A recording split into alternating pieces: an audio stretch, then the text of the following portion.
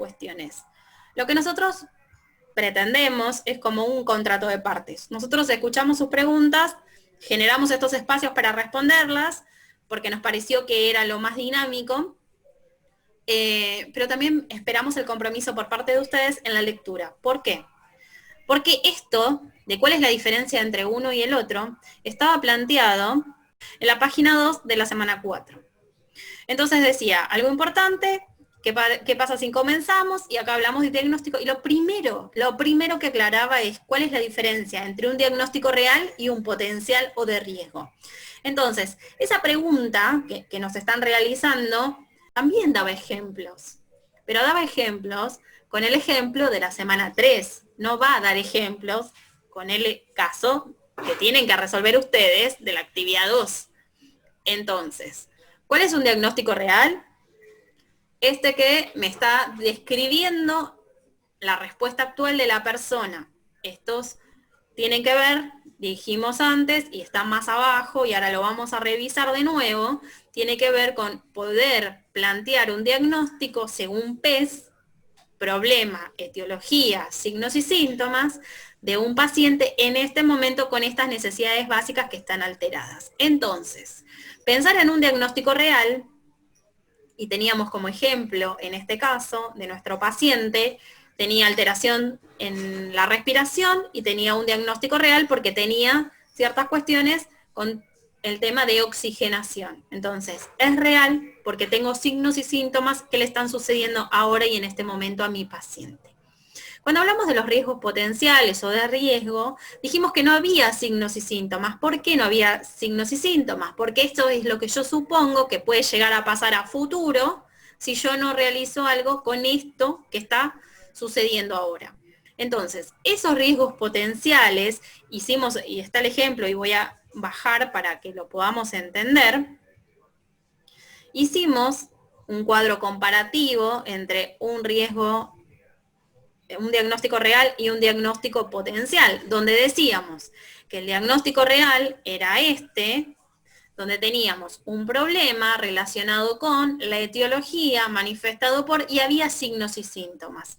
Y pusimos como referencia el potencial donde no presenta signos y síntomas. ¿Por qué? Porque hay un riesgo de infección relacionado con un procedimiento invasivo por la destrucción tisular y el aumento de la exposición, porque ese paciente tiene un catéter venoso periférico. Entonces, esa piel no está íntegra. Entonces, si yo no cuido esa piel que no está íntegra, que fue invadida por un dispositivo, hay un riesgo de infección. Entonces, ¿cuál es la gran diferencia entre el real y el potencial? El potencial no pasó, puede llegar a pasar. Y el real es lo que está sucediendo ahora con mi paciente. Entonces, en nuestro caso, teníamos la alteración de la oxigenación, estaba relacionado con esta debilidad muscular cardíaca, porque nuestro paciente tenía una patología, ¿sí? Que era, la patología era la insuficiencia cardíaca congestiva, y nosotros analizamos mediante la bibliografía cómo buscar la etiología y pensarlo esto desde la debilidad muscular y la mala mecánica respiratoria. Buscamos la etiología sin mencionar el diagnóstico médico. Esa es la etiología. ¿Cómo está manifestado? Y en el caso de mi paciente, en la semana 3, tenía disnea, tenía crepitantes, un aumento de la frecuencia cardíaca, la disminución de la saturación, y esos eran los signos y síntomas que me estaba hablando que tengo un problema real, que es la alteración de la oxigenación, con la etiología, que tiene que ver con la relación a su patología, que es la debilidad muscular cardíaca, y está manifestado por estos signos y síntomas. Pamela les va a compartir pantalla y les va a mostrar algunos diagnósticos potenciales y les va a explicar cómo ustedes los tienen que pensar y analizar para poder responder a la pregunta, o sea, como querían un ejemplo de el problema que ustedes tienen que resolver. Bueno, Pamela les va a enseñar a cómo reflexionar acerca de cómo llegar ustedes a esa respuesta, ¿sí? Bueno, primordialmente, así como les está diciendo la profe, tienen que leer bien de lo que se trata su patología. Porque una vez que ustedes entiendan de qué se trata su patología, qué signos y síntomas tiene, qué posibles tratamientos, qué posibles complicaciones, ahí ustedes se van a dar cuenta de qué problemas va a tener a futuro. Entonces yo, por ejemplo, acá, teniendo en cuenta el caso del ejemplo de Juan Lema, yo puse, por ejemplo, acá problema, exceso de volumen de líquidos. Ustedes si ven el caso, en una parte del caso dice que uno de los síntomas que tiene es edema en las extremidades. Entonces eso va a conllevar a esto, el exceso de volumen de líquidos. Entonces puse relacionado con el proceso patológico, que es la debilidad muscular cardíaca, y manifestado por edemas. Después otro que hice es la ansiedad. Y dice relacionado con crisis situacional, que es lo que está pasando por lo que está pasando el paciente. Después del último que hice es intolerancia a la actividad relacionada con desequilibrio entre aporte y demanda de oxígeno. Esto se debe a la mala mecánica respiratoria. Bueno, yo ahí les di algunos ejemplos para que ustedes se vayan guiando con su caso. Esto que acá puso Pame, que se los puso para que ustedes lo puedan tratar de entender y de razonar, que dice manifestado por edemas, es como ella se los contó, es que ella pensó en esos edemas. ¿Qué podría pasar con esos edemas? No significa que, fíjense en que no hay una cuarta columna que diga signos y síntomas, ¿sí? O sea, no dice manifestado por en la cuarta columna, porque no es un potencial. Entonces, Pamela pensó, ¿qué pasa con estos edemas si yo no acciono y no hago algo? Bueno, ¿qué puede llegar a ocurrir? ¿Cuál puede ser la complicación? Es el exceso de volumen de líquido, ¿sí? Entonces, ahí lo tengo que pensar. Esto de la crisis emocional, o sea, este paciente está intranquilo. ¿Qué pasa si sigue intranquilo, si no lo calmamos, si no lo contenemos emocionalmente? Va a sufrir de ansiedad y ese es el problema. Entonces, tengo que pensar en lo que tengo y qué pasa si yo no hago algo con eso. ¿Qué pasa si yo no restablezco este desequilibrio entre la demanda y el aporte de oxígeno? Me va a traer como consecuencia, como problema, la intolerancia a la actividad. En este caso, ¿sí? Pensándolo en cosas simples. El potencial, piénsenlo hoy en cuestiones simples.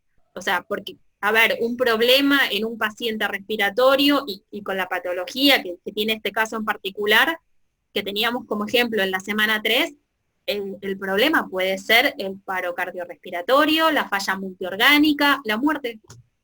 Entonces digo, no pensemos mucho más allá, hoy pensemos en el riesgo que puede llegar a tener. Así cuestiones así como fáciles, por así decirlo, para que ustedes se den cuenta, por ejemplo, el tema de la ansiedad. Cualquier paciente, al encontrarse en el ámbito hospitalario, si uno no, como cuidado, ¿no? Como cuidado propio de la enfermería, no genera una contención, puede llevar a esto. Entonces ahí ustedes reflexionando, ahí se van a ir dando cuenta de los posibles problemas que pueda tener el paciente en el caso que les tocó a ustedes. Esto es, como le dijimos en la clase que tuvimos por Big, esto es un ejercicio. No sale de una, no sale en el primer momento.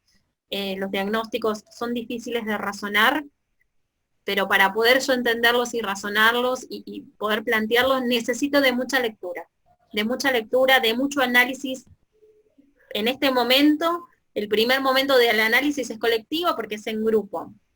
Esto de generar el cuadro con las 14 necesidades, identificar los datos que yo tengo de este paciente y determinar si estas 14 necesidades, cuáles están alteradas y cuáles no, hacer esta confrontación bibliográfica con lo que me dice la bibliografía de la patología en particular y confrontarlo con, a ver, qué es lo que tiene mi paciente con esta pancreatitis aguda, lo que me hace es, me lleva al ejercicio de reflexionar continuamente. Entonces, esto es importante que lo entiendan, que lo razonen y que lo sigan razonando y que lo sigan debatiendo entre ustedes y que después, para lo interior, o sea, cuando me tengo que sentar y pensar el diagnóstico, me voy a repreguntar, pensando en estos potenciales, qué pasa si con esto yo no hago algo, evidentemente me va a llevar a una consecuencia mayor. Entonces, esto es un ejercicio, no sale fácil. Les pedimos lectura de los materiales de las semanas anteriores, lectura en cuanto a buscar cuestiones particulares de la patología para poder comprender, para poder razonar cuáles son los signos y síntomas particulares de esta enfermedad, que es la pancreatitis aguda, de esta patología en particular, y focalícense en la pancreatitis. Hoy en la pancreatitis. Mañana hablaremos de la actividad 3 y de otras cuestiones, pero hoy empiecen a interiorizarse con lo que tiene que ver con la pancreatitis aguda para poder empezar a posicionarse desde un lugar con conocimientos para poder ir pensando en el planteamiento. Como les dijimos en el primer momento, o sea, esto no sale de una, la reflexión, y es la reflexión continua en este proceso de atención de enfermería. Entonces les pedimos paciencia, les pedimos que traten de comunicarse entre ustedes, empezar a hablar, a debatir. A mí me parece, lo plantearía de esta manera, yo lo plantearía de otro. Digo, no desde el lugar de egoísta de que como esto es individual, me lo reservo para mí, porque está bueno poder debatir con el otro, compartir con el otro, y no significa que ay, me va a robar el diagnóstico, porque no pasa por ahí, digo, porque los diagnósticos de enfermería son particulares de cada uno, en que yo pude detectar algo y Pamela pudo detectar otra cosa. Entonces, digo, esto de trabajar colaborativamente con el otro es también compartir lo que sé o también lo que no sé.